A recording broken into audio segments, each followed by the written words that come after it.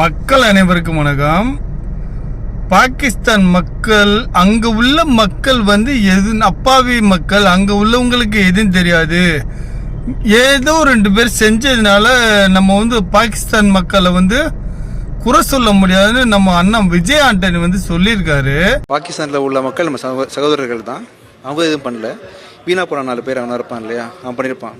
பாகிஸ்தான் ஒத்துமொட்டமாக நம்ம சொல்லக்கூடாது. அந்த மாதிரி யாரோ ரஜினி சார் சொன்ன மாதிரி எதிரிகள் யாராவது தப்பான மனிதர்கள், தப்பான கண்ணோட்டம் உள்ளவர்கள், பார்வை உள்ளவர்கள் ஏதோ பண்ணிட்டாங்க. ஸோ ஒட்டுமொத்த பாகிஸ்தான் சொல்ல வேண்டாம். அங்கே உள்ள மக்கள் தான் நம்மளும் மக்கள் தான். இவர் பாகிஸ்தான் போனாரா என்னன்னு எனக்கு தெரியாது. அங்க உள்ள மக்கள் தான் ராணுவத்தில் சேர்றாங்க.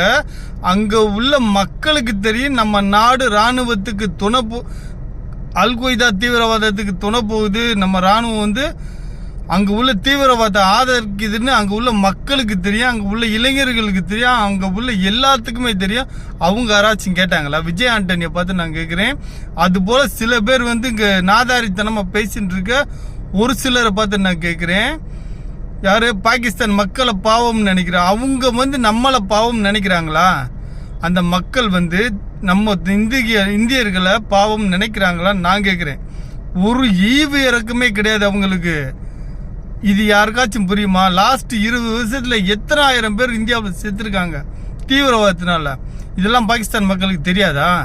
எல்லாம் தெரியும். எல்லாம் தெரிஞ்சுன்னு தான் அவங்க இருக்காங்க. தக்க பதிலடி சீக்கிரம் கொடுக்கப்பட்டால்தான் எங்களுடைய மனசு ஆறும் என்பது என்னுடைய கருத்தாக இருக்கிறது. முட்டு கொடுக்கறதெல்லாம் நிறுத்துங்கடா. என்ன நடக்குதுன்னு தெரியாம நீங்கெல்லாம் பேசிட்டு இருக்கீங்க. நன்றி, வணக்கம்.